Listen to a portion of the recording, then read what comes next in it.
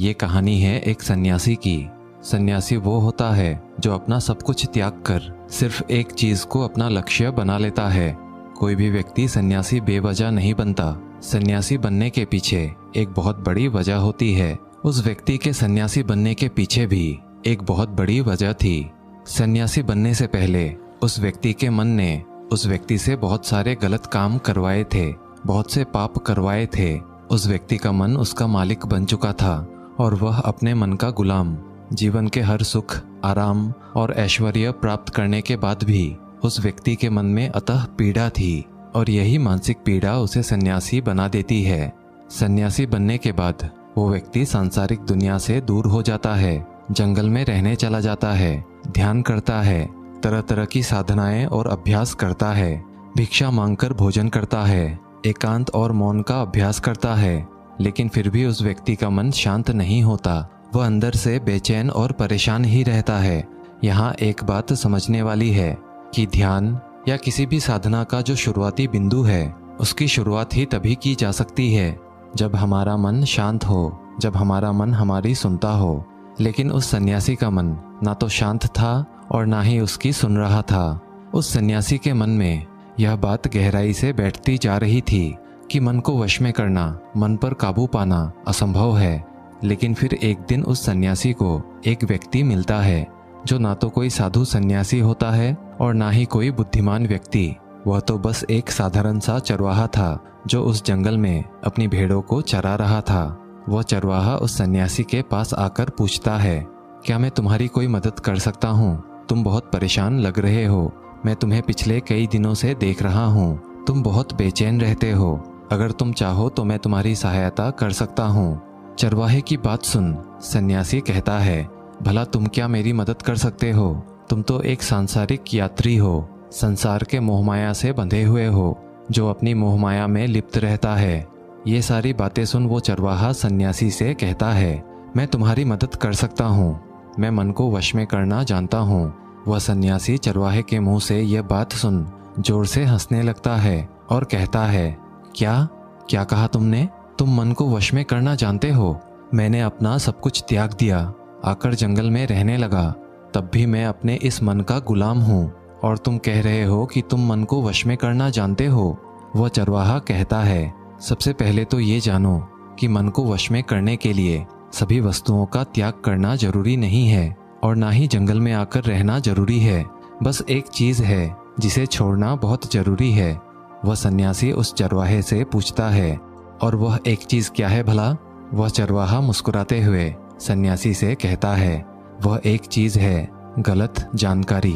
आज तक हमारे दिमाग के अंदर जो भी जानकारी गई है उसी ने हमारे मन का निर्माण किया है।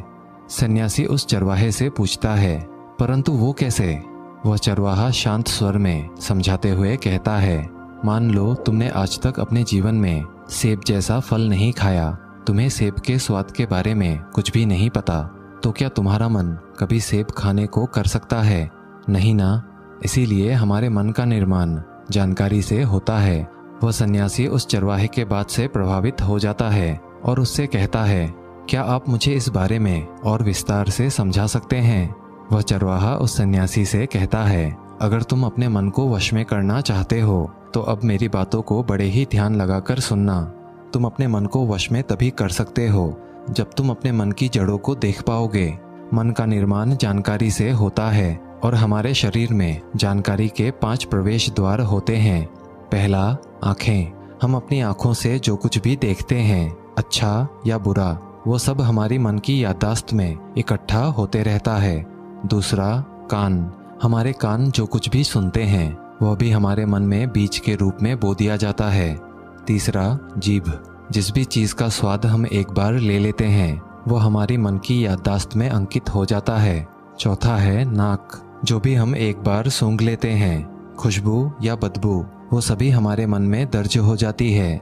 और पांचवा है त्वचा। जिस भी चीज़ को हम एक बार छू लेते हैं, स्पर्श कर लेते हैं, उसकी याददाश्त हमारे मन में कहीं ना कहीं अंकित हो जाती है। इन 5 शारीरिक दरवाजे से जो भी जानकारी हमारे अंदर जाती है वह जानकारी बीजों के रूप में जमा हो जाती है और धीरे धीरे वृक्ष बन जाता है। हमारा मन मिट्टी की तरह है जिसमें बीज बोए जाते हैं और हमारी बुद्धि बीज बोने वाले किसान जैसा है। अगर हमारी बुद्धि गलत जानकारी के बीज को सही जानकारी के बीज समझकर बो देगी तो जब भविष्य में वो बीज वृक्ष बनेगा तो वह खराब फल ही देगा। तुम्हारा मन तुम्हारे वश में इसीलिए नहीं है क्योंकि तुमने पहले से ही अपने मन में बहुत सारे गलत बीज बो रखे हैं और अब वो बीज बड़े वृक्ष बन चुके हैं। वह सन्यासी उस चरवाहे से पूछता है, तो अब मुझे क्या करना चाहिए, क्योंकि अब तक तो मैं बहुत सारे गलत बीज बो चुका हूँ और जो बोए जा चुके हैं उन्हें वापस निकाल नहीं सकता। वह चरवाहा उस सन्यासी से कहता है, अब तक तुम अनजाने में गलत बीज बो रहे थे, लेकिन अब जानबूझकर सही बीज बोना आरंभ कर दो। भीतर अगर हजारों बीज गलत हैं तो क्या हुआ, अब से लाखों सही बीज बोने के लिए तैयार हो जाओ। तुम्हें बस पूरे दिन इस बात पर ध्यान देना है कि इन 5 द्वारों से तुम्हारे भीतर क्या जानकारी जा रही है और जो भी जानकारी जा रही है उसका परीक्षण करो कि वो सही भी है या नहीं। वह सन्यासी चरवाहे से पूछता है, ऐसा मुझे कब तक करना होगा? वह चरवाहा कहता है, पूरी जिंदगी भर। जिस प्रकार तुम हर दिन अपने पेट को अच्छा भोजन देते हो उसी प्रकार तुम्हें हर दिन अपने दिमाग को भी अच्छा भोजन देना है, यानी सही जानकारी और सही जानकारी से सही विचार। जीवन में तुम्हें हर दिन हर पल केवल 2 विकल्प मिलेंगे जिसमें से एक विकल्प तुम्हारे लिए सही होगा और दूसरा गलत, लेकिन तुम्हें हर बार सही विकल्प का ही चुनाव करना है। हमेशा याद रखना कि सही विकल्प का चुनाव करते समय तुम्हारे भीतर पीड़ा पैदा हो सकती है, लेकिन वह पीड़ा बस उस समय ही रहेगी। इसीलिए चाहे तुम्हारे अंदर कितनी ही पीड़ा क्यों ना हो, तुम्हें हर बार सही का ही चुनाव करना है। जितनी बार तुम सही चुनोगे उतनी बार तुम अपने अंदर एक सही बीज बोओगे, और जिस दिन तुम्हारे अंदर की सही बीजों की संख्या गलत बीजों के संख्या से अधिक हो जाएगी उस दिन तुम्हारा मन तुम्हारे वश में होगा। लेकिन उस दिन के लिए तुम्हें आज से, अभी से अपना प्रयास जारी रखना होगा। वो सन्यासी तो उस चरवाहे की बातों को समझ जाता है, लेकिन क्या आप समझ पाए?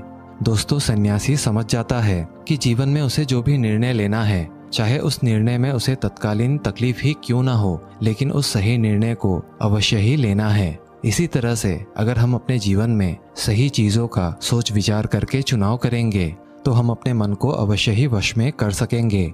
उम्मीद करता हूँ आपके लिए ये कहानी मूल्यवान रही होगी। कहानी अगर अच्छी लगी हो तो वीडियो को एक लाइक, और अगर आप चैनल पे नए हैं तो चैनल को सब्सक्राइब भी कर ही लीजिएगा।